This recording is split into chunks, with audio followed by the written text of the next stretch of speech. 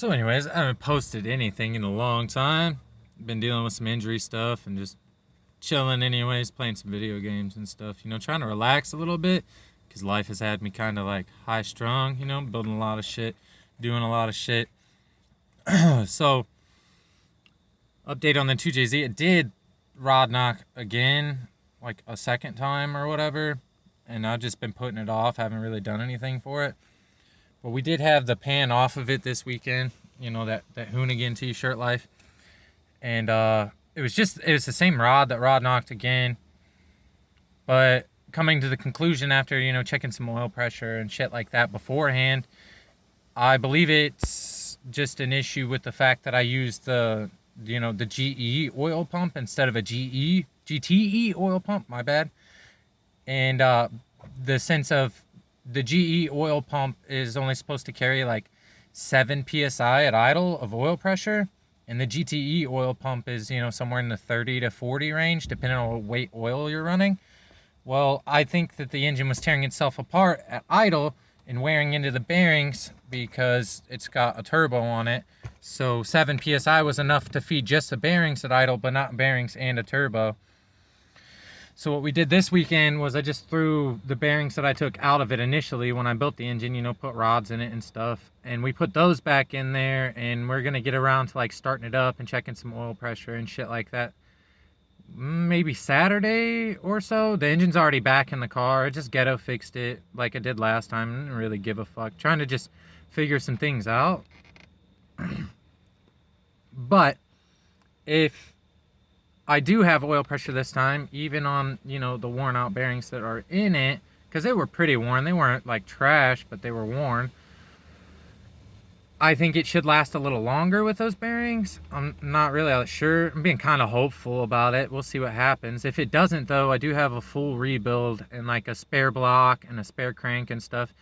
I haven't really been working on it, just, developing some parts, trying to stack some shit up a little bit.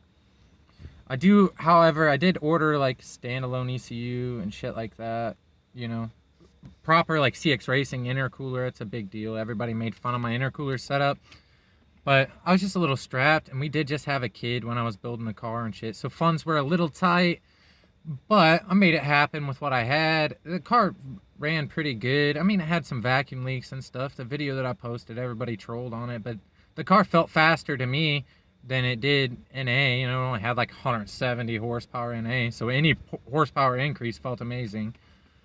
But this weekend we're gonna get around to starting it and seeing if it has better oil pressure, more oil pressure, and we're not gonna let it run very long before we actually just pull it back out and check the crank and the bearings and shit and make sure that everything was getting lubed up pretty good.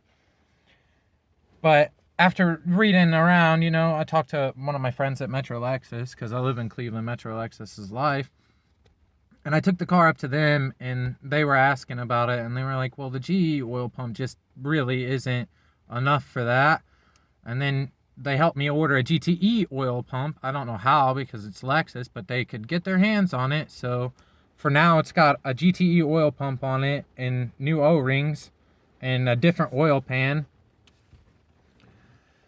And we're staying hopeful. My friend's got an Evo X, and we're really just hoping that the car makes it through, because, I raced him in the GS400 and shit, and the GS400 kept up, but it got whooped.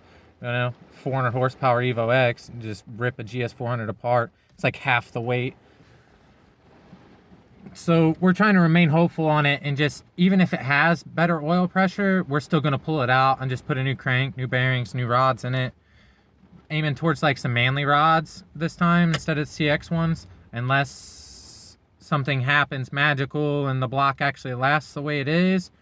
I don't think anything's wrong with the rod that keeps throwing the bearings out. I measured it. It didn't seem out of round. It was the same distance up and down like this, and then the same distance side to side like this. And then I turned it, and it just measured out okay with a set of caliper gauges.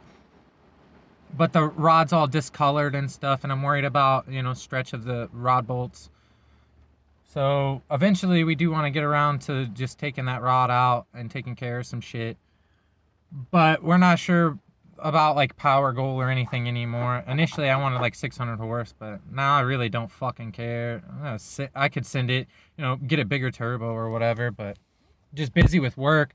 But we got like a whole gang of motherfuckers helping me now. Like my friend Ace is helping me. My little cousins have been helping me. My uncle's been helping me, and we're just stacking parts back. Like even my friends are helping me get like random little shit, map sensors and crap for the new ECU and stuff. And we're not even gonna put the new ECU in until we at least either A, get the race with the Evo X, or B, get the race with the Evo X and put it on the dyno and see what we can make on the stock ECU.